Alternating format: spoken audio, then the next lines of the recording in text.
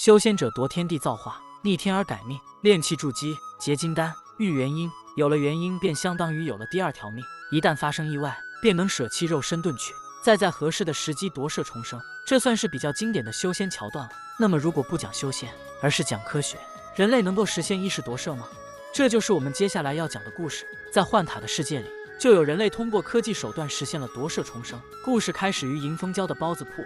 从店铺的摆设来看，怀疑我们的朱雀大人就是这里的常客。老板娘名为秀春，摊位上摆着各式各样的包子。不得不说，九玉的包子长得还是挺别致的，也难怪执行者会贪嘴想买几个尝尝。来九玉也算是公费出差，居然还得执行者自掏腰包。刚要付钱，老板娘却拒绝了。这时响起系统提示音，恭喜执行者触发隐藏任务，寻找老板娘的儿子剑心。随后秀春又塞给执行者2个包子，然后收到提示，获得秀春的手工包子星号6。拿人手软，吃人嘴短，既然拿了好处，执行者也很快找到了秀春说的岔路口，果然发现了一群挂机的孩子，可惜并没有见到剑心的踪影。执行者上前询问，小孩子果然都不擅长说谎，吞吞吐吐的样子一看就有问题。执行者马上开始了自己的表演，晓之以情，动之以理，实际上就是以大肉包子为诱饵。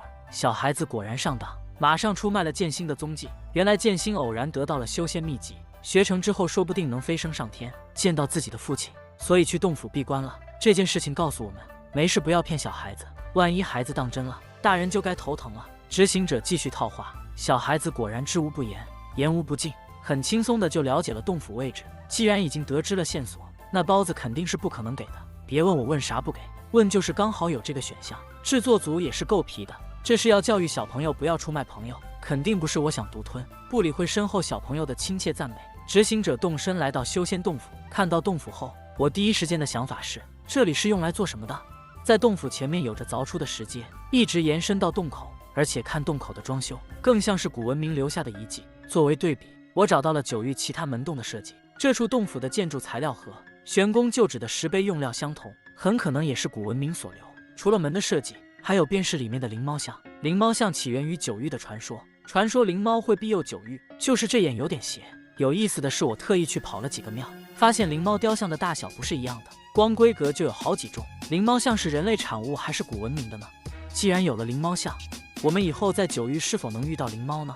进入山洞后，两眼一黑，瞬间变成恐怖游戏。顺着灵猫像的眼睛方向，可以发现里面有一个山洞，里面摆放着很多的仪器，地上散落着很多书籍。最引人注目的是旁边带着装置的小孩，他盘坐在一个仪式圈里，地上凌乱的电线与周边的仪器相连。但更奇怪的是他周边的台子，这个台子的风格与周围格格不入，上面还有着意义不明的符文，会是古文明留下的吗？执行者走入深处，发现了操作台的机器，此时进度条正在匀速加载，终于走到了100%，这便是意识的下载过程了。画面一转，剑心已经苏醒过来，在他身边放着的正是那本修炼秘籍。执行者一眼便看出这是骗小孩的东西，注意中间的字，适合身体健康的年轻人尝试。不得不说，这筛选条件还挺严格。执行者和苏醒的剑心对话，但此刻的他精神有些恍惚，随后发狂般的笑了起来。此时的身体里已经不是剑心的意识了，而变成了向晨的。不得不说，科学家都是疯子。海加德想长生，贤者要机械飞升，克拉瑞尔寻找爱人，掠夺者搞异化人军团，京都的 Zero 更是致谢危机。在幻塔里，有能耐的科研人员就没一个正常的。你说还有西里？西里的智商在0到200间来回蹦迪，专业知识方面是200的天才，其他方面基本是个小可爱了。执行者关切地询问，换来的却是个没头没脑的问题。现在是几年了？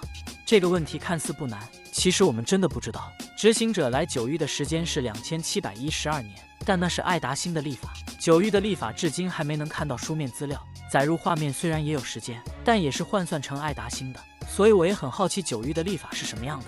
但大概率官方不准备编了，应该会沿用地球历法。剑心边说边兴奋地冲了出去，此时的操作台已经变成无响应状态了。出了山洞老远便听到剑心兴奋的声音，那是重生的喜悦。他算不上好人，用小孩的年轻身体来实现转生，这种人其实很自私。这种夺舍和杀人没什么区别，可怜之人必有可恨之处。执行者跟随剑心来到山头，他正在眺望远方村庄里秀春的包子铺。虽然向晨算不上好人，但却是个痴情的人。复活后第一个想到的便是秀春。执行者再次找他搭话，他居然很理所应当地说自己饿了。不得不说，疯魔科学家的脑回路不一般，别人夺舍转生都是想尽方法掩盖夺舍的事实，而他丝毫不在意。执行者掏出2个大肉包，剑心也不客气，拿起来就吃。然而越吃越不对劲，这味道竟然有些上头。没错，是初恋的味道。当得知自己夺舍的孩子居然是秀春的儿子时，向晨整个状态都不好了。这就是命运给他开了个玩笑，好不容易复活了，夺舍的还是自己女神的儿子，这就相当于自己睡了一觉，女神便结婚了，不仅结婚了，还生了个儿子，不仅生了个儿子，自己刚复活还把他害了。接连的打击让向晨人都傻了，只想一个人静静。这里的微动作做得很不错，看得出来他是真的很郁闷。执行者并不知道谁是一个人静静，所以只能去找秀春。秀春一听儿子出事了，立马就要收摊下班。我怀疑他说的收摊就是把钱收了，不仅包子没收，甚至炉子的火还在烧。这莫非就是传说中的虚空收摊吗？跟着秀春一起向外跑去。秀春此时也介绍起自己儿子的情况，他的父亲在与慧明的战斗中身亡，之后见信便郁郁寡欢，直到最近才有了好转。执行者听后说：“那就对了，你儿子现在就想上天见爸爸。”秀春听后懵了一下，果然在死亡这件事上不要骗小孩子。这也让我想起了幻塔里的另一个小萝莉格诺诺的父母与爷爷同样没了，他现在还以为他们是去冒险了，所以一直努力成为冒险家，想要去寻找他们。善意的谎言换来的不一定是好的结果。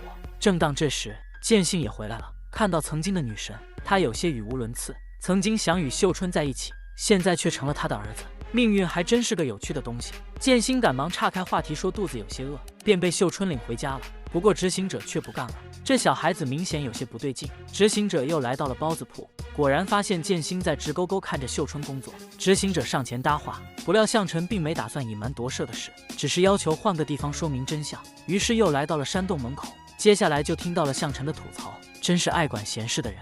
这确实是执行者多管闲事了，但为了金河，先忍了。向晨向执行者坦白了一切，他从小体弱多病，还患有先天残疾，从小就受到霸凌，弱小的心灵受到了摧残，思想也逐渐变得黑暗起来。不管在什么年代，霸凌都是一个人黑化的导火索，但在暗无天日的日子里，有一个人却对他很好，那个人便是秀春。秀春不仅带着他来到这里，还夸他头脑聪明，这让向晨重新燃起了希望。废寝忘食的研究组被留下的科研笔记，终于研究出了成果，将自身的人格意识数据储存乃至转移到他人的身体。虽然有些打击人，但这不就是海加德的拟态技术吗？修马与克劳迪亚都是依靠这种技术复苏的，拟态技术贯穿着幻塔的始终，这是第9区独有的技术。第7区是在连接第9区后才被共享，这点在星环的对话里也有体现。现在9域同样也出现了拟态技术的雏形，那么拟态技术究竟依赖不依赖元能呢？要说第9区有什么地方比第7区强，那肯定是元能技术的应用。如果拟态技术也依赖元能技术，那么向晨的研究便同样离不开域能。刚巧这个山洞就处于子轨的下方，同时也是9域能量管道域源的起点。这里吐槽一下，虽然大家都戏称域源为长城，但它的作用和长城八竿子都打不着。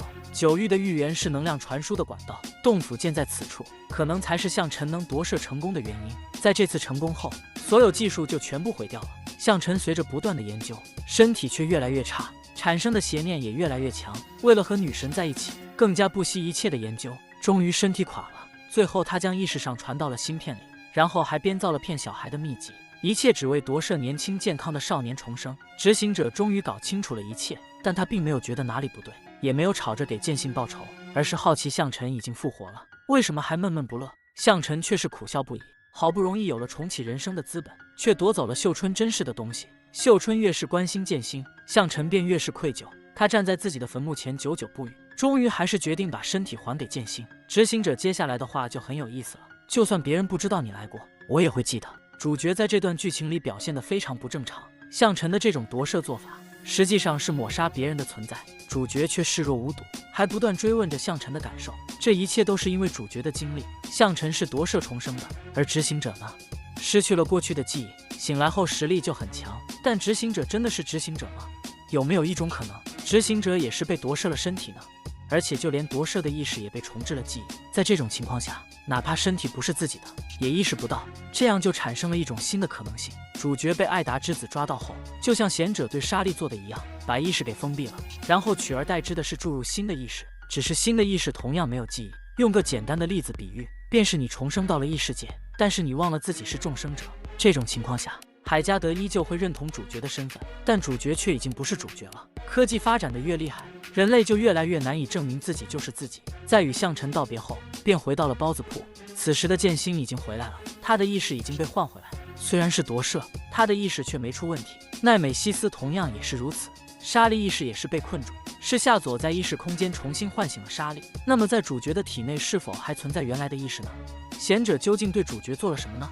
执行者向秀春打听起向晨的信息，秀春也缓缓道来。能看出来，秀春对向晨只是出于同情，向晨注定是一厢情愿。回到山洞，发现操作台的信息已经变了，技术已经失传，没法再使用了。但在海加德，拟态技术依旧如日中天。此时找到剑心，会发现有了新的对话。在剑心戴上头盔后，有了腾云驾雾的经历，这让我想到了问心道，两者都能算是虚拟空间吧。剑心在里面遇到了向晨，故事的最后，向晨也嘱咐剑心要照顾好妈妈。上一辈的感情纠葛终于结束了。故事的核心无疑是秀春与向晨的感情线，一个抱有同情，一个暗生情愫，注定是个悲剧。但没想到兜兜转转那么久，哪怕重生一次，依旧是个悲剧。